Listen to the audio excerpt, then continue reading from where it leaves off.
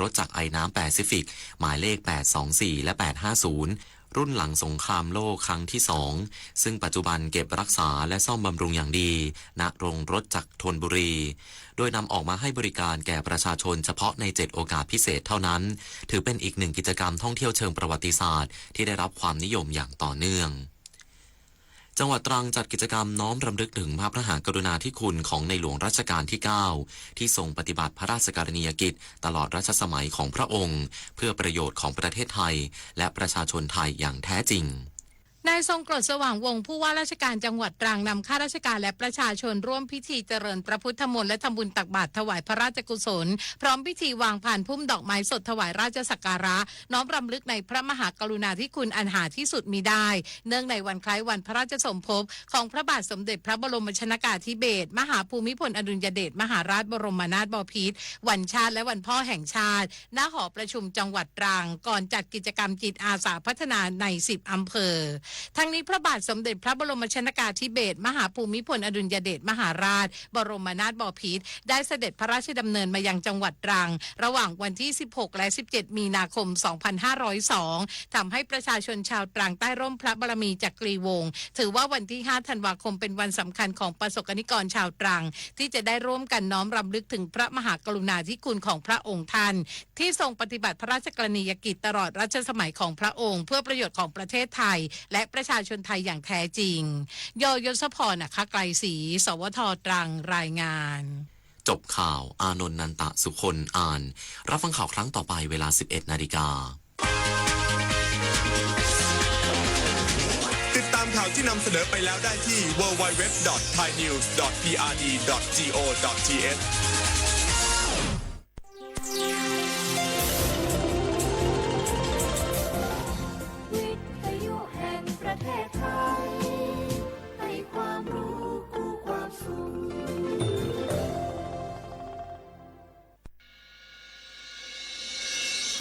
สถานีวิทยุกระจายเสียงแห่งประเทศไทยจังหวัดเชียงใหม่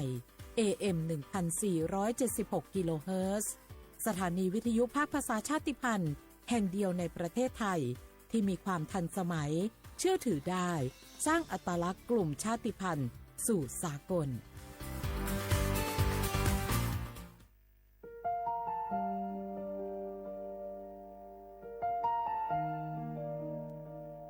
ขอน้อมเกล้าถวายอาลัยสมเด็จพระพันปีหลวงพระแม่แห่งแผ่นดินผู้ทรงเมตตาเหนือเกล้าขอพระองค์เสด็จสู่สวรรคาลัยข้าพระพุทธเจ้าข้าราชการและเจ้าหน้าที่สถานีวิทยุกระจายเสียงแห่งประเทศไทยจังหวัดเชียงใหม่กรมประชาสัมพันธ์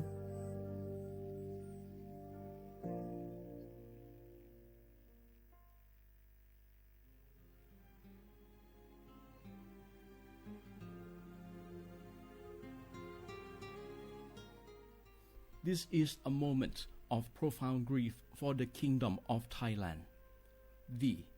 The collective voices of Radio Thailand Chiang Mai join the Thai nation in mourning the passing of our beloved Queen Martha,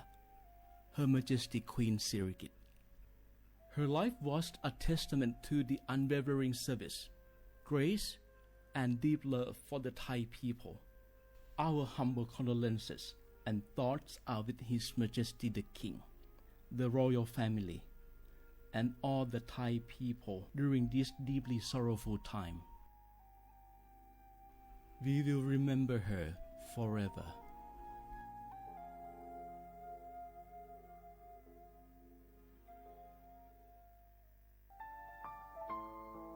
เฮาข้าพี่น้องเจ้าคือไตมีตั้งหม่องเจอ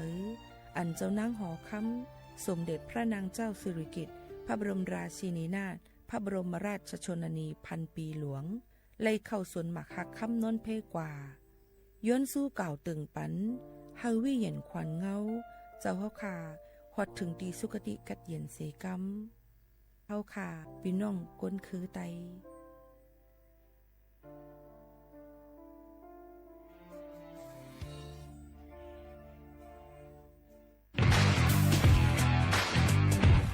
รัฐบาลไทยประกาศสงครามสแกมเมอร์รัฐบาลจึงได้ประกาศสงครามกับสแกมเมอร์ในฐานะที่สแกมเมอร์ไม่ เป็นวาระแห่งชาติและในวันนี้ผมก็ได้ใช้โอกาสนี้มารายงานความคืบหน้าและเน้นย้ำถึงสิ่งที่เราต้องร่วมกันทำต่อไป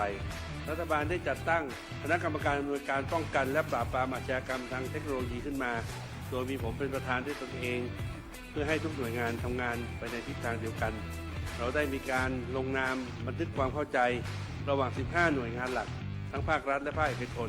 ตลอดจนสถาบันการเงินเพื่ออุดช่องโหว่ทางการเงินและตัดเส้นทางเงินของกระบวนการอาชญากรรมเหล่านี้สิ้นซากพบเห็นพฤติกรรมเข้าข่ายเป็นมิจฉาชีพแจ้งสายด่วน AOC 1441หรือ www.thaipoliceonline.com รวมพลังคนไทยต้านภัยสแกรมเมอร์นายอนุทินชาญวีรกูลนายกรัฐมนตรี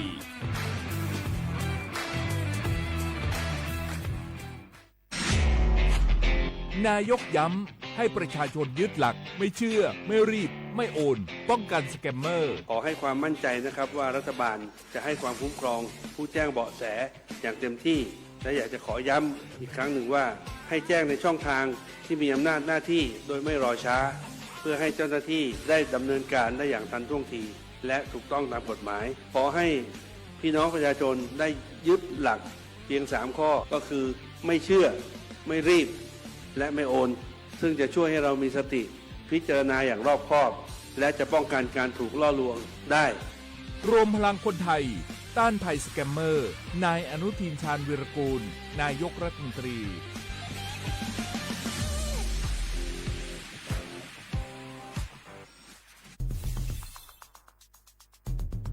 แค่ 3 ปีความเสียหายจากอาชญากรรมไซเบอร์ของคนไทยพุ่งทะลุถึง 94,000 ล้านบาทหรือเฉลี่ยปีละ 30,000 ล้านบาททุก1ชั่วโมงเราเสียเงินกว่า 3.4 ล้านบาทให้กับมิจฉาชีพออนไลน์โจรไม่เห็นใจคนอาชีพไหนอายุเท่าไหร่สถานะทางการเงินแบบใดหมอพ่อค้านักธุรกิจนักเรียนแม่บ้านข้าราชการเกษียณทุกคนตกเป็นเหยื่อได้เสมอและวันหนึ่งอาจเป็นคุณหรือคนที่คุณรักเพราะจุดอ่อนร่วมของเหยื่อคือความเร่งรีบขาดสติหรือแม้แต่บางครั้งก็เกิดความโลภจนเกินไปอย่าปล่อยให้การกดคลิกเดียวลิงก์เดียวทำให้โจรยิ้มกว้างวันนี้ถึงเวลาแล้วที่คนไทยทุกคนจะต้องร่วมมือกันสร้างภูมิคุ้มกันอาชญากรรมไซเบอร์ช่วยกันหยุดก่อนที่ภัยไซเบอร์จะทำให้คนที่คุณรักและตัวคุณเองกลายเป็นเหยื่อ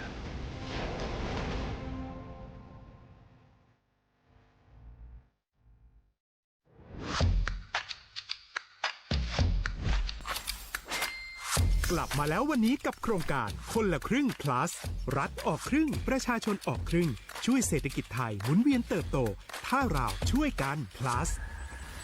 ต่อยอดให้เศรษฐกิจไทยเติบโตอย่างยั่งยืนด้วย5 plus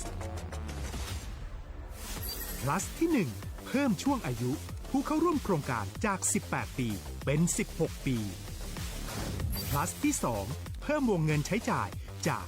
150 บาทเป็น 200 บาทเพิ่มพลังซื้อของประชาชนเพื่อกระตุ้นการหมุนเวียนในระบบเศรษฐกิจฐานรากลดภาระค่าครองชีพ plus ที่ 3 เพิ่มสิทธิพิเศษด้วยการดูแลผู้ที่อยู่ในระบบภาษีให้ได้รับสิทธิพิเศษมากขึ้นเพื่อสร้างแรงจูงใจให้ทุกคนร่วมอยู่ในระบบอย่างโปร่งใส plus ที่ 4 เพิ่มโอกาสให้นิติบุคคลขนาดเล็กเข้าร่วมได้ให้ธุรกิจเติบโตเป็นกำลังสำคัญของเศรษฐกิจไทย plus ที่ 5 เพิ่มทักษะใหม่เพื่อพัฒนาให้ร้านค้านำความรู้ใหม่ๆมาช่วยเพิ่มยอดขายลดต้นทุนเรียนรู้เติบโตและปรับตัวไปกับเทคโนโลยีใหม่เพื่อสร้างเศรษฐกิจที่แข็งแกร่งจากคนละครึ่งสู่คนละครึ่ง plus ไม่ว่าจะสั่งข้าวคนละจานชาเขียวคนละแก้วขนมเค้กคนละชิ้นหรือหลายๆชิ้นก็ใช้ส่วนลดได้ทันทีสูงสุดวันละ200 บาทแถมใช้กับฟู้ดเดลิเวอรี่ก็ยังได้สำหรับประชาชนไทยอายุ16 ปีเป็นต้นไปสมัครรับสิทธิ์ผ่านแอปพลิเคชันเป๋าตังวันที่ 20-26 ตุลาคม 2568 สำหรับร้านค้าที่สนใจร่วมโครงการสมัครได้ผ่านแอปถุงเงินวันที่ 15 ตุลาคมถึง 19 ธันวาคม 2568 แล้วเตรียมพร้อมรับลูกค้าจากทั่วประเทศ เพราะนี่คือโครงการที่คนไทยทุกคนช่วยกัน plus เพื่อให้เศรษฐกิจไทยโตไปพร้อมกันโครงการคนละครึ่ง plus ดำเนินการภายใต้เป้าหมายที่ชัดเจนของรัฐบาลในความต้องการกระตุ้นเศรษฐกิจลดภาระค่าครองชีพให้ประชาชนและยกระดับศักยภาพผู้ประกอบการไทยให้พร้อมในยุคดิจิทัลโดยยังคงยึดหลักความโปร่งใสตรวจสอบได้และป้องกันการใช้สิทธิที่ผิดวัตถุประสงค์คนละครึ่ง plus เพิ่มพลังเศรษฐกิจไทยพร้อมโตไปด้วยกัน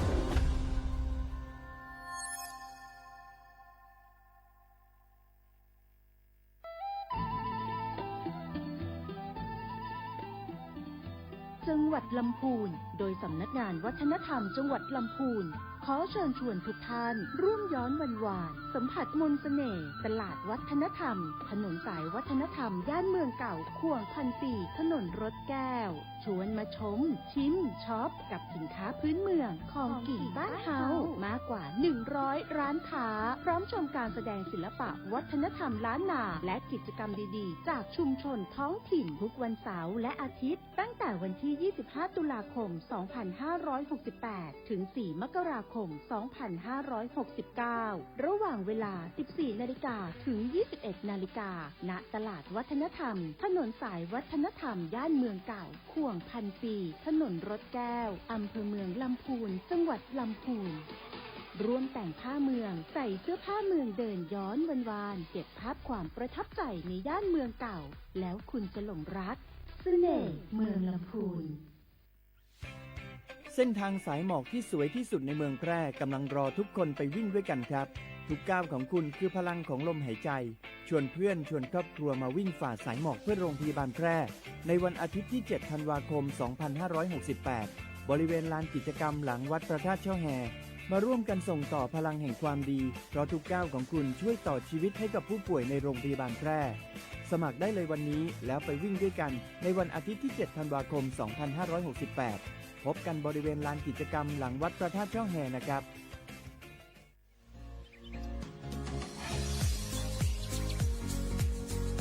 จ้อมหนังเปิงมติครม.มือวันที่29เดือนธันวาคม 25ปากไป67เฮาฮิปเน็ตแกลิดปัญหาสถานะและสัญชาติคนอันอยู่ตั้งเมืองจึงไทยจ้อมมาตรา17นั่นตอนตาพี่น้องเฮาเขาอันเข้ามาอยู่ตั้งเมืองไทยหึงนั้นและมีไว้เข้าจ้อมเปิงเฮากว่ายืนย้อนสถานะต่างดาวเขาเมืองถูกแม่นจ้อมเปิงไล่ตอนตาลูกอ่อนอันเกิดตั้งเมืองจึงไทยมีอำนั้นก็แม่มีไว้ทะเบียนประวัติบุคคลไม่มีสถานะทางทะเบียนอำนั้นไว้10ปีถูกแม่นเยาวในจึงเฮากว่ายืนย้อนสัญชาติไทยจ้อมหนังมาตรา7ทวีไล่พออยู่ตั้งกรุงเทพมหานครกว่ายืนไล่ตีสำนักบริหารการทะเบียนกรมการปกครองพออยู่ตั้งต่าง7วันในจึงกว่ายืนไล่จ้อมหนังวัดไว้อันเปิ้นออกปันเฮาคานั่นเข้าย้ำเหตุการณ์จ้อมหนังหลวงปองจึงต่อพอถึงวันที่29เดือน6 25ปากไป69ค่ะ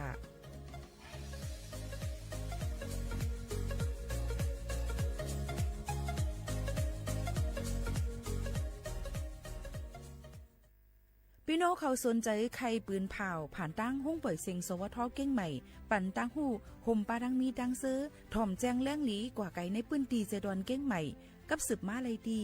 สวทเก้งใหม่หมายฝน053-276-068และ092-246-8579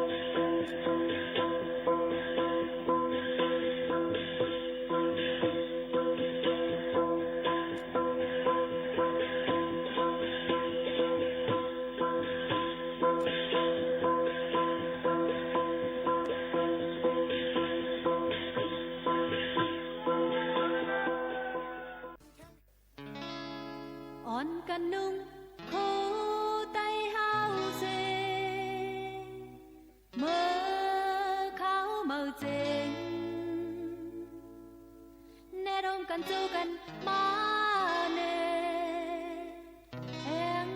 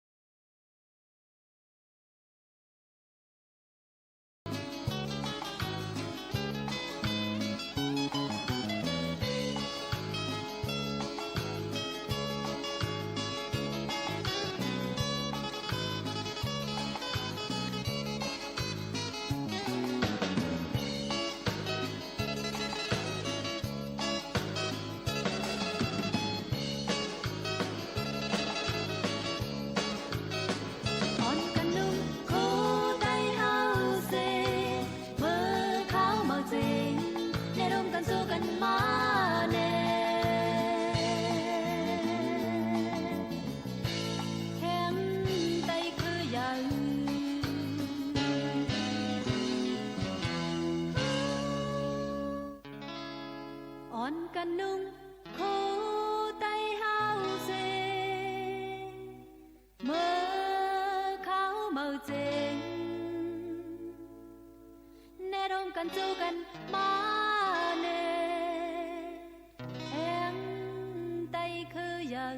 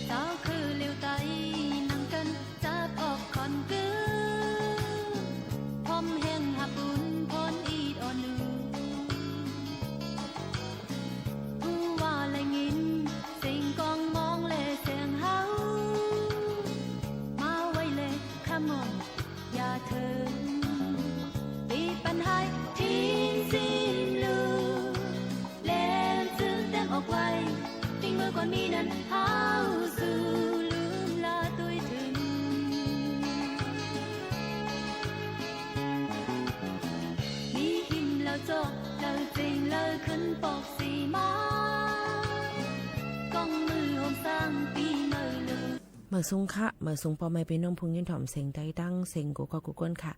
ทบกันตีนดอนการห้องปล่อยเสียงสวทเก่งใหม่ AM 147กิโลเฮิรตซ์ค่ะตอนแต่ในวันเมื่อในเฮาค่ะฮบทบจอมกันถึงมาในวันศุกร์ที่5เหลือนทุน12 2เหงปลาย25ปีใต้2เหง1ปากปลาย20ปีก็จาน1เหง3ปากปลาย87คู่เป็นเหลือนเจิงมนค่ะอ๋อจำหนังทางเมืองจึงไทยค่ะนะ อยู่จำกันที่ในย้อนสู้ปันปอมแม่พี่น้องเขาให้อยู่ดีกินวันค่ะตอนดาวในวันเมื่อในก็ได้เป็นวันอันลำลองตั้งเมืองจึงไทยเป็นวันปอจึงไทยสีอ่ำกาเป็นป้าร่างวันอันลำลองนะคะเฮ็ดให้เฮาค่ะเพราะว่าลูกอ่อนอำนั้นก็ก้นเท่าอายุ60ขึ้นเนอะแต่ก็แอลเลยที่สวนสัตว์5อำนั้นก็ดีองดีอุทยานแห่งชาติจำจังได๋ค่ะเพิ่นก็ได้เข้าบันฟรีๆปันเข้าฟรีอำเซงกาคันมันจำจังหนังไหนค่ะนี่ก็มา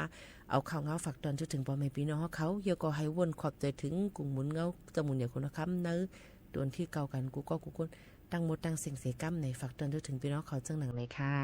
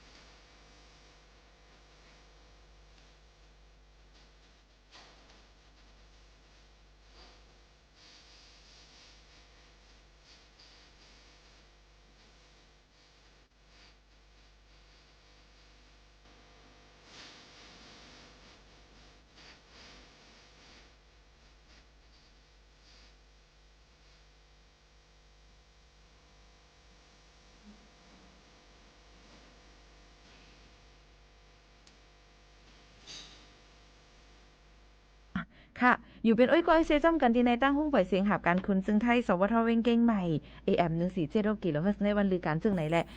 ฝากตอนจุดถึงกันจึงหนังนั่นแหละอยู่จ้ำกันที่ในค่ะนะมาด้วยค่ะในข้าวกัดในเปิ้นว่าข้าวกัดในหรือเลยมีก้นหรือเลยเตะปังมิงกบกูหรือมีกูนอนในค่ะว่าก็การบางปอกมาเลยมาป้อมเมียวเนี่ยมันปันตั้งตุกใจอย่าไปมี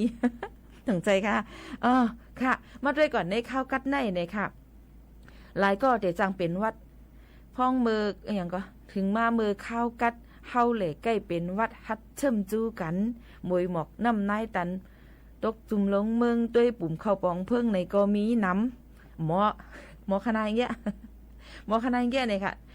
ค่ะก็เปิ้นนั้นแหละกูก็ได้เป็นตั้งเป็นเหมือนของภูมิแพ้จังไหนค่ะเนาะภูมิแพ้อะไรเปล่าไม่รู้ภูมิแพ้เนี่ยค่ะเยอะก็มือข้าวบ่ว่าถึงมากัดเงี้ยเหี่ยวในจึงเตจังเฮ็ดให้เหมือนหนังว่าเป็นน้ำเต้อมาหรือเสเก่าไอฮัช่ำเพราะไอแต่เหลวเนี่ยเพราะใครอยู่เปิ้นก็ได้ต้วยนะมันเป็นโควิดเดียวในจังใจเพราะไอเนี่ยค่ะมีขี้มูกย่อยขี้มูกไหลมีขี้เตอจำใจในย่อนน้อมขนาดจิรัดซื้อที่ไหนค่ะเนาะมันก็เป็นตั้งเป็นถ้วยใจอยากถ้วยใจกับตั้งเป็นปอดเจ็บเจิงหนังไหนยก็เฮ็ดให้เจ้าในเนี่ยค่ะก็เปิ้นนั่นแหละป ราะว่าอ่ำเป็นห้าวแห้งนั่นเลยจึงเฮาก็รู้เลยยดยาตูเฮาค่ะรูล้อมด้วยถึงป้ายอยู่ลีเฮาค่ะแต่เฮ็ดซึ่งหือลีในข้าวกัดในนั่นค่ะพี่น้องเขาค่ะ1เตไลรูล้อมด้วยถึงป้ายอยู่ลีเฮาค่ะให้แก่นแข็งมุนแรงอยู่ตาเซกินตั้งกินเฮามันมีพรลีดอนตาตูเฮาค่ะหาลองหาอันเนื้อนมไข่ปลาผักเยอะนางเขียวน้ำมีน้ำปลาแทงดูก่อนได้ค่ะเนาะยก็ออกเล่นแห้งอยู่ตาเซในค่ะดินอนรับอิ่มๆเต็มๆข้าวยำให้โตตันดูล้อมด้วยถึงป้ายอยู่ลีเฮาค่ะฮัลโหลฮักตูเฮาค่ะก่อนค่ะบ่หำฮักตัวค่ะเฮาเด็กก็ฮักก้นหิมหอมค่ะอะไรจึงหือสงสัยค่ะข้อที่2ค่ะข้อที่2นั่นเนี่ยก็อยู่ห่างไกลก้นอันเป็นวัดก้นอันเป็นไข้วัดใหญ่ย่อก็อำถูลีเลยใจโคของโฮมกันอำมาได้เป็นพาเจตนาก๊อกน้ำหม้อหวานจานเจาะถูกลีเลยแยกกันไว้นะคะอันที่3อยู่ตีองตีมีลมเข้าออกไหลง่ายลมเจออำเป็นตีอึกนึบตันเน่นเพียวเนี่ยค่ะอันที่4ค่ะสั่งว่าเป็นไข้วัดอำนั้นก็ไข้วัดใหญ่ในจึงเตเลยปิกพาปิกโซปิคูนังมือเฮาค่ะไอ้ในนั้นค่ะเอาอำอยู่จำก้นต่างก็และใกล้ๆสุกสีล้างมือเฮาหมดใส่แซนใส่ค่ะข้อที่5ค่ะเงื่องแวลองการหลุดเล่นยาเงื่องแวลองการกินน้ำเหล้าสุราแอลกอฮอล์เงื่องแวลองการกินยาเมากำกูอันก็เปิดว่าติจังเฮ็ดได้โตคิงเฮาค่ะป้ายอยู่ลีหังกำขาเมาค่ะนั้นลดย่อมลงมาและติดจิจับเจอเลยง่ายๆค่ะข้อที่6ค่ะใกล้ๆสุกสีล้างมือเฮาหมดใส่แซนใส่เนี่ยค่ะเอามาได้ก็ยิบคนไหลพักตู5ก๊อกน้ำ5เนี่ยก็ล้างมือเฮาหมดใส่แซนใส่เลยก่อนสีตีเอสุดมันซาวจะกันแล้วก็ใจน้ำยาล้างค่ะเจอแอลกอฮอล์ต่างอันเทียงลูกก่อนในนั่นค่ะข้อที่7ค่ะรูล้อมด้วยถึงตัวเฮาค่ะให้อุ่นอกอุ่นตัวอุ่นใจอยู่ตาเสนะคะตีอันกัดนั่นเนี่ยก็เฮาค่ะถูกลีเลยใส่เสื้อซ่อนเสื้อหนาโกนอุ่นมงตีนมงมือหมกโหเจ้าในค่ะเนาะถูกลีเลยใส่ไว้ในค่ะอันที่8นี่ก็ลำลองเหมือนกันค่ะรูล้อมด้วยถึงเนื้อหนังเฮาค่ะนะคะให้ตัวเฮาค่ะอุ่นอกอุ่นตัวอยู่ตาเสใส่เสื้อซ่อนโคนุงตั้งไว้อันลีนะคะอย่าไปอาบน้ำหึงเหนียนเพียวก้อยกาถูกลีเลยอาบค่ะอำใจว่าก้นมดใสในอาบน้ำก็ไหลในอำใจก็การถูกดีเลยอาบอยู่ก็เพราะว่าอาบน้ำกลางในในดีใจตั้งวันเนี่ยค่ะ1วันอาบ2ปอกเดลีเพราะว่ามันเป็นไรในก็1ปอกก็ไหลอยู่มันก็อันมาถ่อมอยู่ในมันก็ว่าสงเกียอาบน้ำขนาดหันอยู่ขนาดหันอยู่มันสงเกียอาบน้ำกัดเนี่ยค่ะว่าเดี๋ยวเลยอาบน้ำค่ะก็เพราะว่าไขมันในตีไตผิวหนังเขาค่ะเนี่ยมันเตะออกมาสิลมใหม่ในตูเขาค่ะเตะออกมาเขาก็เตะที่มีลมใหม่ที่มีตั้งใหม่ใครเปลี่ยนอีสังเนี่ยค่ะย่อก็ลำลองเลยสิเปิ้นอาบน้ำเยี่ยวเนี่ยไปอาบน้ำเลือดน้ำใหม่เนี่ยแผวอาลาเนินหนังเฮาคาเตซ่าค่ะเพราะว่าแขนขาซ้ายเดี๋ยวเลยก็หาโลชั่นมาตาบันเฮามันพอมีลองโอนโนนนุนหลีเนี่ยค่ะย่อก็ใส่อันตาโซบอย่าตาแตกเจิมเจ้าในลำลองตอนนั้นในข้าวกัดนะคะย่อก็อย่าไปเอาใส่คนหูมือเตนอนเตจังเฮ็ดได้เฮาค่ะเป็นเชื้อราเนี่ยค่ะเนื้อก็หูเฮาขาไหลย่อก็คนหูเตจังหงไหลง่ายเฮ็ดไหนค่ะย่อก็อยู่อำลีกินอำวันค่ะนะลงตั้งเจ้าในใส่ใจเอามาฝากตอนจนถึงพ่อแม่พี่น้องเขาอันมายินถ่อมจำกันกูก็อยู่ในค่ะมาด้วยพี่น้องเขาต้องตักกันเข้ามามีเผาพองค่ะเสียงลาวไหมสูงค่ะในค่ะคุณสายรุ้งไหมสูงเหมือนกันค่ะไหมสูงก้อยๆค่ะแช่ปันเนี้ยค่ะไหมสูงปีโมค่ะในซุงปีใหม่ค่ะฮับถ่อมปันแห้งอยู่ค่ะเมืองใต้ปะทองค่ะลาตีงดเดลีค่ะน้องปะทองตั้งไรค่ะในปีโมข่าวนวลใหม่ซุงปีใหม่ค่ะให้อยู่ลีกูวันค่ะยินโจมตั้งปีน้องเก่งตุงค่ะแดงปลาสดค่ะใหม่ซุงปีใหม่ใต้ค่ะปีโมใหม่ซุงเหมือนกันค่ะใหม่ซุงปีน้องตั้งวันเทิดไทยค่ะปีหลีค่ะน้องใหม่ซุงเหมือนกันค่ะย้อนความมองใจขึ้นมาค่ะใหม่ปีโมค่ะย้อนเพียงความพองค่ะ12มึงค่ะ2มึงก็มึนใจไหลอันรังค่ะกำติหาเนาะใบซุงค่ะขย้อนเพียงความใจสายแหลดเข้ากันเมืองไต้ค่ะใบซุงปีใหม่ไต้ค่ะให้ตัวใจกัดนี่ก็จุดๆให้ยาวเมื่อในเตหันยาวค่ะเว้ยยินจมขอบใจปีไม่หันค่ะใบซุงกูก็ที่ต้องตักกันเข้ามาอย่าลืมไลค์แชร์ในตอนกลางเนาะค่ะจอมค่ะนะก็เป็นวันลือพี่น้องเขาก็อยู่เขตเอกข้านตัวนอนรับมุกพากันอยู่คือก็อ่ำหูในนั่นขนาดเนาะก็กล่าวว่ามีความโหในอันพี่น้องเขาย้อนกันเข้ามาค่ะมองใจขึ้นมาสุดถังค่ะ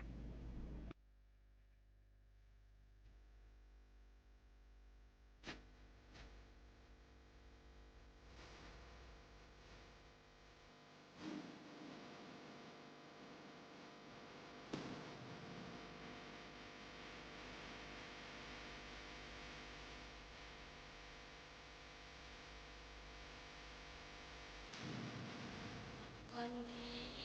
มือน้ำไม่รู้ทำลาย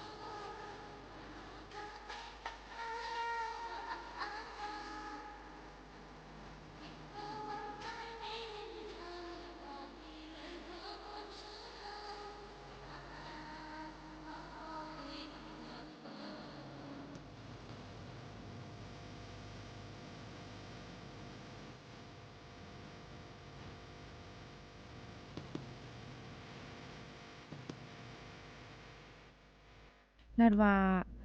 ถึงข้าวหมกก่อนกีมา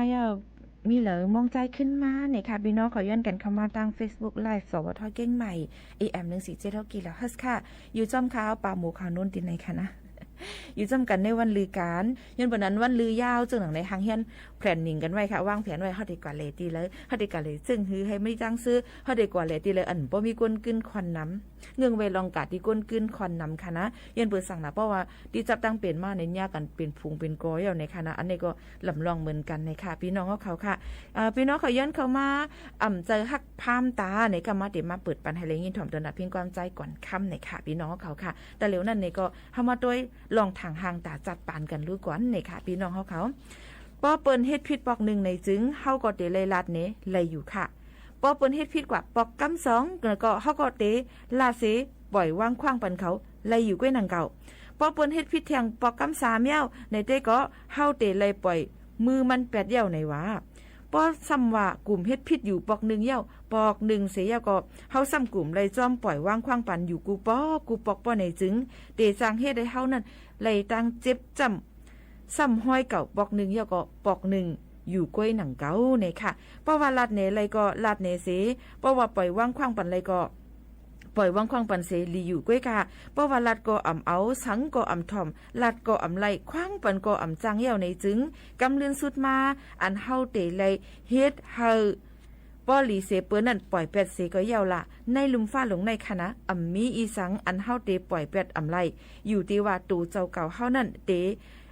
ยอมปล่อย8เสลองกานั่นก้วยสั่งว่าเฮาเคยมีลองบนเซอโฮมจอมกว่าต่อถึงข้าวยามกำลืนสุดในจัดปานเฮาป้อในจึงป้อมีลองอันถูกลีไล่ปล่อยว่างขว้างปันก็เฮาโหลไล่ปล่อยว่างขว้างปันเสป้อว่ามีลองอันถูกลีปล่อย8ก็เฮาโหลไล่ปล่อย8เสเย้านั่นย้อนว่าเนื้อลองปล่อยว่างขว้างแลลองปล่อย8นั่นยังตึกมีอยู่ลองทางห่างอยู่ไว้ตั้งนำเนี่ยป้อยังอยู่กว่าเฮามีลองทางห่างลีในจึงจังหลอดไหลลองสุกยุงในจัดปานกวนเฮาขายเย้าในนั่นค่ะพี่น้องเขาค่ะถูกลีปล่อยว่างขว้างก็ปานถูกลีปล่อย8ก็8ในนั่นค่ะก็เปิ้นนั่นแหละยังตึกเต็มเพราะว่าลองปล่อยว่างขว้างและลองปล่อย8นั่นยังตึกมีลองทางห่างอยู่ไว้ตั้งนำตั้งหลายอยู่ก็เปิ้นนั้นเฮาอย่าไปเอามาคำอกคำใจเฮาไว้อยู่ติ๊กๆบางลองก็ปล่อยพากว่า8เสก็เปิ้นว่าลองทางห่างในจัดปานเฮาค่ะนั้นยังตึกติเข้ามาอยู่กูจักกันกูมนิดกูขายามนั่นเหี่ยวในค่ะพี่น้องเขาค่ะอย่าไปกว่ามกจมอยู่จ้อมลองตั้งอันปันใจเล็กใจน้อยปันตั้งขี่เฮาค่ะปีใหม่เฮาค่ะนะดูเหม่อเจอเหม่อเลือกลายป้ายวนอันอ่ำลีนั่นสิเอา8ไว้ดีปีเก่าสิอันตัดได้สืบเที่ยงนั่นเฮาอ่อนกันคัดเจอมีเฮียงเตอขึ้นมาดอนตัดได้สืบคัดเจออยู่เลยลองทางห่างอยู่เฮาเป็นใจเย็นให้ไล่ดอนตัดได้จัดปานเฮาค่ะก็ได้มีตั้งเซอในนั่นฝากตอนถึงพี่น้องเขากูก็กูก้นตั้งหมดตั้งเสียงอยู่ค่ะถ่อมได้เพียงความโหในค่ะเพียงความใจก่อนคำห้องไว้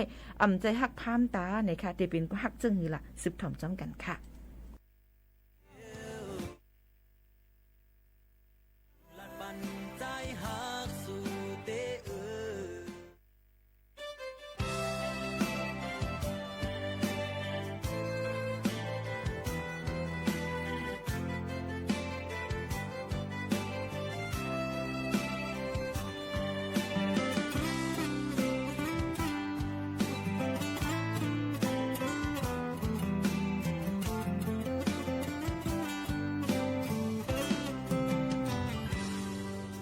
ยำทุกข์ตั้งเจอฮักเตยำหกผู้เจอแห้งหางกุ้ยเลยทุบแม่นเสื่อนจอมลุยลงพามตากุ้ยเลยทุบอันสู่น้องเย้าผู้เจอใจตอดดินแห้งมาของมีหิมจำสู่สู่บ้านปีในไหลกัดเย็นซื้อเจอกูยามพันสู่หนึ่งกำแลบมันโลกกำฟ้าลู่ยาวใจเคยบอกลาดว่าใจหักสู่ก็เลี้ยวเป็นโคความนึกใจเคยสั่งลาดปันใจหักสู่เตวนหยอกเกาเลียนนาโคเจอย้อนหักเลจงลาดหมอกให้น้องหูถึงอย่าเข้าใจข้อความเปิ้นติมาอย่าเกาตั้งหักอ่อนเฮารู้แล้ว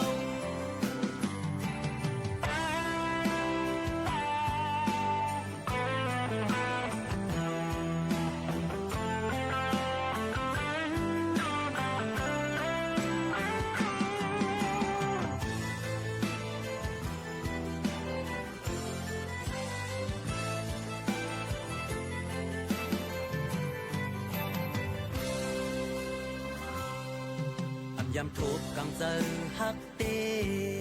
ยำพบผู้เจอแหงหาคุยเลยทุบแม่นเสื่อนจอมลุยลงพามตาคุยเลยทุบหันสู่น้องเยาผู้เจอใจตอดเป็นแหงมาพ้องมีหิมจำสู่สู่ป่านปีในไหลกัดเย็นซื้อเจอผู้ยาม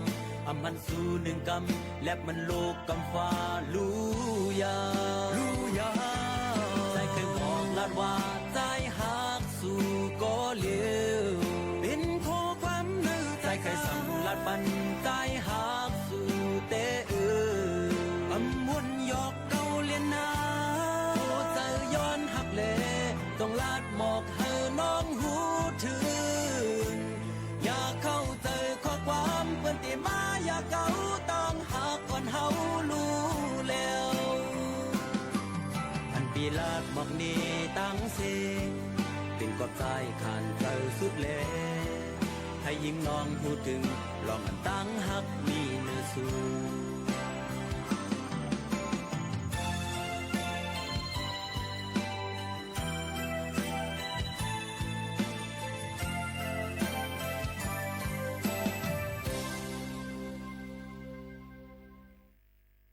พ่อแม่พี่น้องเขาค่ะเขามายินถ่อมเพลงความจำกันในก็เป็นเดเลว่าจังหือขลามันเป็นเจอหักพามตาก้อยกาว่าหักเตไนเนี่ยค่ะกับป่นมาเลยเป็นหักพามตาก้อยใจค่ะวนสอนว่าจังไหนคะนะก้อยกาจังหือกอลีในค่ะป้อหบทบยาป้อว่าเป็นเงาลายเป็นข้าวยะมันที่เฮาค่ะใครฮู้จักมันตื่นติเลยฮู้จักค่ะกวนเฮาค่ะนั่นนะคะนะเป็นข้าวยามตีใครผัดเพกันกว่าในก็กาเลยผัดเพกันกว่าก็เปว่าข้าวยามมันถึงมาเย้าเดี๋ยวนั้นค่ะอยู่กว่าจอมหนังเมือปัจจุบันเนาะค่ะให้หลีที่สุดในค่ะเมื่อผูกเดี๋ยวเป็นทางเฮาเยี่ยมหูก็เปิ้นนั้นและเมื่อในข้าวยามในเฮาถูกเลยๆคึงปองให้สั่งกว่าเลยลองหลีในค่ะมันก็ว่าอยู่ก็เลียวไรถามมีหมู่ขาโน่นว่าอยู่ก็เลียวไรดองไรมือกูปอกเดี๋ยววนว่าอยู่ก็เลียวในมออยู่โยเดี๋ยวเฮ็ดจังหือลีในเนี่ยก้อยกาตาเลียวในใจเจ้าค่ะมออยู่กว่าหังกวยอยู่เนี่ยค่ะพี่น้องเขาค่ะอยู่กว่ากัดเย็นก็เหลียวก้อยแล้เนี่ยในไปกับหมอกจำหอมลาเซลค่ะนะค่ะเมื่อสูตึกมีเจอขั้นอยู่นั่นหลูลิกก็ไรค่ะเจอตื้อฟนแลด้วยเจิง5อันนั้นก็อย่าไปก็เอาลองในใจเฮานั่นกว่าต่างกาขันลัดในเปื้อนอยู่ดิกอีสังอินจะลำปิดก็ขึ้นใน Facebook ใจลำอินก็ขึ้นใน Facebook บ่สุ่มไปผัดเพกันก็ได้สุอย่าไปพุ่มต่างอย่าไปพุ่มกันหลากันในค่ะเนาะใครว่าง่ายๆในติตึกมันเนาะค่ะเนี่ยนะค่ะก็มื้อก็เพิ่นก็เลยเป็นเครื่องโคตามาเหล่ามนเจอปันเฮาไหลกูข้าวยามรถย่อมเป็ดลองอันไหลไว้ลองมุงมองเหนือก้นเหนือตัวมีสายใจตีเปิ้นต่างก้อนั่นพองใจค่ะเพราะเฮากลุ่มม่วนว่ามันติมพันกาคันเฮามันติเลยมาหาเฮาเฮาติอยู่กันในสิพี่ไผสิสุดๆต่างก็ใจมันติมาเฮาเนี่ยก็รถยอมพองหมาหน้านั่นอัตตานั่นรถยอมพองแล้วก็ปล่อยพาไปพองโดยได้วนว่าอยู่ก็เหลียวให้ไหลจอมใจค่ะรถยอมเป็นลองตั้งมุงมองเหนือตัวมีสายใจที่เปิ้นต่างก็พองในค่ะพี่น้องเขาค่ะข้อของอันมีสายใจเจ้านั่นก็ลุ่มลาวไว้ค่ะแลก็เปว่าเจ้าเขาใจลองอันเฮ็ดปันให้เฮาเจ็บเสียบเลยค่ะลูกข้อของอันหักมันก็ลุ่มลาไว้ค่ะแหละอันมีสายใจนั่นก็หักษาลุ่มลามันไว้ค่ะแหละมันเฮ็ดแล้วค่ะเจ็บแสบเปิงลงมันแต่ก็ปุ่นตาเฮาเตมีตั้งซื้อใจกล้วยใจค่ะลองมนเซอร์นั่นก็เฮ็ดสร้างเอาลอยตูเจ้าเก่ากล้วยค่ะแหละอย่าไปกลุ่มมุ่งมองให้เปิ้นมาเฮ็ดปันเฮาตูเจ้าเก่ามีลองมนเซอร์อยู่ตาสีค่ะถ่อมเพ่งความแลก้นก็อันอยู่หิ้มค้างเฮาเสียเฮ็ดลีต่อเฮานั่นก็รูล้อมด้วยถึงเขาขึ้นค่ะปันข้าวยามเขาพองอย่าไปกลุ่มกับปันข้าวยามตีไกลหำบ่ลืมแบดก้นหิมหัวมอคาก็ลำลองเหมือนกันดอนตาที่ปันข้าวยามเขาอันนี้ลำลองค่ะนะแต่ก้นเจออันใครจอยแถมเฮาเจอนั่นก็อย่าไปเอาลองเขามาเป็นเขียนโหเจอเฮาอยู่ในลุมฟ้าหลงในป้อมออยู่กว่าก้อยก็เป็นลองลีหั่นเจอเหี่ยวค่ะลองอันถูกแม่นนั่นลืม8เสค่ะอย่าไปเลี้ยงไว้เฮาเจ็บเย็นอันเล็กๆอ่อนก้อยก็เจ็บตีเจอก็เอาเจอเสยดยาวหังก้อยค่ะจงใจเจ็บตีใจก็เอาใจยดยาวหังกุย ลองอันไรเฮ็ดแมนตั้งพิษอันป่นกว่าจอมข้าวยามนั่นอย่าไปกลุ่มยังใจสีเลือดห้อนจอมมันไรอยู่ค่ะอย่าไปเป็นก้นก็อันจอมเก็บซิมยุกยักเนาอยู่นั่นไว้หังกุยค่ะนะสืบไปกว่าจอมข้าวยามมือเหลวในอันเป็นอยู่ในซื้อๆกุ้ยค่ะละซิมไว้ลองมุงมองตีเปิ้นนั่นเสสืบกว่าจอมเส้นตั้งอันเฮาเอ็นอันไว้นั่นกุ้ยค่ะแล ไว้ลองมุงมองเหี่ยวเฮ็ดให้เฮาเฮือโอนเต้ๆค่ะเพราะซ้ำไว้แทงลองมุงมองเด้อลองอันมีสายใจอยู่จึง1แค้นเตเฮ็ดให้เฮานั่นเฮือโอนเติ้นนำเหลือมาเหลือสิเก่าเที่ยงดูก่อนนะคะก็เปิ้นนั้นว่าเมื่อเฮาตึกได้ทบลองหลีเจอเล็กลองหลีคั่นลองหลีเหงาลองหลีเตอเจอจึงหือก็ยาวค่ะคัดจะอยู่กว่ากัดเย็นๆเฮาอยู่ไลหังกล้วยนั่นเสหาตั้งแกลิดปัญหาเลยตูเจ้าเก่ากล้วยค่ะนะจัดปานเฮาแลเฮาก็ได้มีลองจืนเสริมมาอยู่ก็เพราะนั้นคัดเจอให้อยู่หังกล้วยก็เหลียวพองบางปองมาเปิ้นถามมาสุมีอ้อยก็อยู่5อ้อยก็จ่องน้ำมือเนี่ยอ้อยก็นำอำลำลองค่ะก้อยกะอ้อยก็อันว่านั่นอำจับหรือเลยอยู่จ้ำกันอยู่24ชั่วโมงหรือเลยฮู้ว่าปันข้าวยามเฮาต่างก็ต่างวนถึงพองว่านาการอันเฮาเฮ็ดเป็นอีสังนาการเขาเป็นอีสังอยู่อย่าไปกลุ่มมุ่งมองว่าบ่ฮอกใครเลยตีเปิ้นๆติเลยยินปันเฮาติ๊กๆไหนอันนี้หมู่เขานนทบมาเลยโตเจ้าเก่าค่ะนะเมื่อหลูได้ใจค่ะห้องเสียงหักเสียงแป้งค่ะลื่นมากก็พาเวียงซับหลังค่ะนะก็บ่นั้นและลองตั้งเจ้าในโตทบมีนำนั้นค่ะถามว่าโอ้ยก็จ่องมีนำมีอยู่เวกาหลูเลยมีเฮามันเป็นลองลีดอนตาเฮาค่ะนั่นค่ะนะนั่นตายก็เป็นรายจัดคณะกวนเฮาค่ะในเตฮบทุบยาตั้งนำตั้งหลายค่ะยุ่มยามาพี่น้องเขากูก็เตฮบทุบยาเหมือนอันยิ่งหมู่เขาโน่นลัดในอยู่ในค่ะนะซึ่งคือก็ลีค่ะปล่อยมันเปลี่ยนเสอ่ำหลูเอามาใส่ใจเป็นเอาอันเนามาใส่ใจเฮาค่ะอยู่เฮาค่ะหลูเลยอยู่กว่าจ้อมอันมันเป็นฟิงอันมันเป็นอยู่ในไฮไลท์นั่นก้อยก็ปล่อยเอาในค่ะพี่น้องเขาค่ะ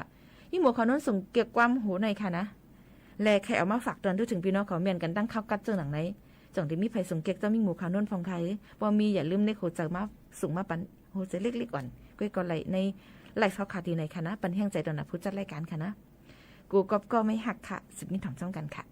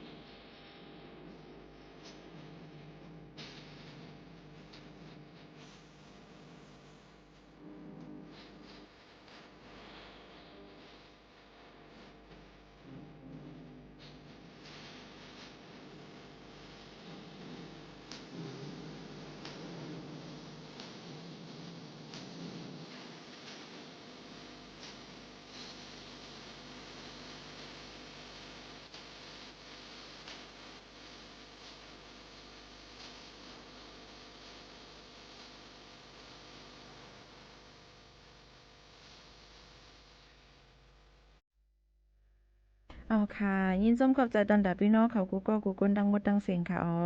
อยู่เป็นอ้อยก็อ้อยเสจำกันที่ในค่ะนะแต่เร็วก็ติเลยหันว่า Facebook เฮาค่ะในยิ่งหมกข่าวโน้นในยาปิกหามไว้อยู่หลายวันค่ะในแทงเศร้าแทงจำเป็น1เดือนค่ะนะตอนดา เปิ้นอำปันไลฟ์ส่วนตัวค่ะเนาะในก็เลยเพเอาตั้งเพจในสิมาไลฟ์ในตอนการเฮาค่ะที่ในค่ะทอมอยู่ดีตั้งเป้งหลงลักแต่ง12องศาค่ะแม่นเจอเต้เย่าอยู่เนื้อสันร้อยเป้งหลงสิร่วมอ่อนกัดกินน้ำเนงเลยอ่อมไผ่เสทอมยินจมขอบใจใหญ่นำค่ะเหมือนซุงกังในกูก็กูก้นค่ะเนาะได้อันข้อความปันตั้งหันถึงเข้ามามันก็ย้อนน้อมใหญ่น้ำในค่ะยินจมขอบใจดอนส่งกดไลค์ส่งหัวใจมาปันในตอนการเฮาค่ะในวันเมื่อในค่ะเป็นวันลือการพี่น้องเขาก็แอลเลตีไรกันพองค่ะตอนตาพี่น้องเขาจะเจออันย่ำไปเลยกว่าซ้ำยาวัคซีนให้กังตั้งเป็นโควิด19นั่นตะเหลียวเปิ้นปันตื้อตังเลิกไล่แล้วก็ซ้ำฟรีๆอ่ำเซงกาขันมันขานาพี่น้องเขาค่ะกว่าซ้ำไล่จำหนังห้องยาจำเฮาคานี่ค่ะองดีเทศบาลจิมเจในอันที่จำเฮาคาอยู่นั่นว่าเป็นตั้งในเมืองก็จะเป็นเซ็นทรัลแอร์พอร์ตพลาซ่าจะเป็นตีห้องยาแม่เด็กห้องยาอะไรไหนห้องยา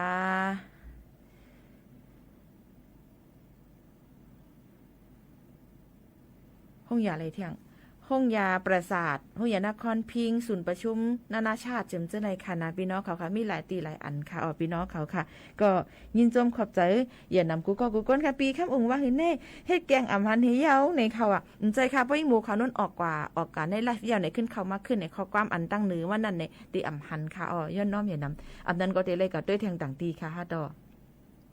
ทีเลยกับด้วยแทงต่างตีค่ะยกว่านั้นยิ่งหมวกขานุ่นดีกับด้วยจามด้วยก่อนนะคะว่ามันต้องมีข้อความอันพี่น้องเขาต้องตักกันเข้ามาแทงอยู่ค่ะหือในนั่นค่ะเนาะก็เลยว่าคัดเจออยู่นะคะตอนตาดีด้วยแล้วก็หลายลองหลายอันตีเขาขาเลยมาแชร์ปันพี่น้องเขา Facebook หมวกขานุ่นในมันปิกหามไว้ค่ะพี่น้องเขามันปิกหามไว้ในมันจางด้วยข้อความปันตั้งหันถึงกันเข้ามาเต้ๆว่าค่ะหลงยันเปิดนั้นมันก็ตีอ่ำหันนั่นค่ะน่ะอ่ำหันเต้กำนำก็ได้ส่งทำอยู่กรุงเทพค่ะพี่โมอันนี้ตัวในคอมพิวเตอร์ค่ะนะแล้วก็ได้เป็นสติกเกอร์กำนำเป็นสติกเกอร์ว่าเป็นสติกเกอร์มาในโฟนหมวกขนนเตะอ่ำหันค่ะแล้วก็ทอมอยู่เว้งแหงออกกลางใน12องศาทอมอยู่กรุงเทพค่ะพี่โมค่ะเจ้าในค่ะหรือต้องใจยิ่งหมวกขนนคัดใจอ่านจ้อมอันให้คิดตั้นจ้อมหนังพี่น้องเขาต้องตักกันเข้ามาค่ะค่ะมีเจ้าหนังไหนค่ะเนาะก็เตเลยว่ายินจมเข้าใจพี่น้องเขาเอาข้าวยามีกาขันมาถ่อมจอมในตอนการเฮาค่ะเตวาวาในค่ะหนึ่งเพียงความพี่น้องเขาย้อนกันเข้ามา12เมืองในค่ะใจเสียงเมืองห้องไว้ค่ะนะอันนี้สืบถ่อมจอมกันค่ะก็เลยว่าป้องยินเสียงเพียงความในดีถ่อมค่ะนะแล้วก็บันดังเสื้อใจเฮาค่ะเนี่ยค่ะพี่น้องเขาก็เหมือนกันค่ะอีสังกอลีอยู่จอมอีสังกะยาวป้อว่าลองนั่นปันตั้งเสื้อใจพี่น้องเขานั่นอยู่กว่าค่ะละก็กะเพราะว่าอยู่กว่าจอมเขายาวมันปันตั้งสุขหูสุขใจเฮาเนี่ยเพียวสิแลปันตั้งหือใจอยู่นั่นปล่อยพาไปเทปองกอลีอยู่ตับดูกว่ากำไว้อยู่ติดๆค่ะนะก็เปิดก้นเฮาค่ะมือเกิดมานั่นเนี่ยก็มันได้มาเลยลองตั้งให้อ่อนตั้งก่อนจังได๋มามีทั้งซื้อทั้งโคดองใจค่ะว่าห้องให้เพิ่นนำไปตบกวนเฮาเนาะก่อนป้าในให้ในดองใจเอ้งเงนี่เฮ้ก่อนจังได๋เกิดเป็นก้นมาหลายเอี้ยนเพิ่นนั่นแหละมีมือซื้อก็มีมือตั้งขีมีมือหลีในก็เตจังมีมือให้อยู่มันตื่นคนเข้าล้อกันอยู่ยาวค่ะในกะปานเฮาค่ะได้มออยู่ให้ไล่ค่ะเฮาก็เตอยู่จ้ำกว่ามันไล่ง่ายลมเจอกูลองกูอันนั้นมีข้อความก้นๆนึงอันนี้หมู่ขาวนู้นนับยำยก็ฮักค่ะนะลาเลยว่ากูลองกูอันนั้นมันอ่ำยาบในค่ะมันอ่ำยาบเต้ค่ะอยู่ที่ใจเฮาค่ะร้อนๆค่ะนะฝากวันพี่น้องเขาให้ต่อสู้กว่าไล่กูสำแสนเปิงเฮามาอยู่จ้ำเงาไล่ให้เป็นเฮาอยู่ลีกลางยันพี่เขียนกันกูก็ในวันเมืองก็ให้กัดเย็นกันคันไพ่เสียกำค่ะผัดยันพี่น้องเขาเมื่อกว่าแนวค่ะนะสำขึ้นมาหบมาทุบจ้อมกันแทงมุฝึกมากค่ะมันเหมือนในขอบใจถึงผู้กำใจแถมค่ะมูลนิธิแมปป้ายอยู่ลีและปันตั้งเลี้ยงการเจ้าคือแมปเรดิโอ FM 99เมกะเฮิรตซ์ตีแช่ในตอนการเนาะค่ะสิได้ยินถ่อมจ้อมกันกูดีกูตั้งจอดดูอีกป้าดังหรือออนไลน์ Facebook จึงหนังไหนค่ะทอมอยู่ตาคีเล็กค่ะยินจมขอบใจอย่าน้ำค่ะกูก้นค่ะรู้ลมได้ถึงป้ายอยู่ลีกันจ้ำค่ะนะไม่ใจเสียใจพี่น้องเขาค่ะอำเลยเป็นมอยาก็กับมอใส่ใจตั้งแต่พี่น้องเขากูก็ให้อยู่ลีกินหวานค่ะวันมื้อในผัดยันมื้อก่อนตั้งหักอ่ำไว้หายค่ะผัดยันมื้อยาวค่ะนะม่อนๆค่ะขอบใจค่ะ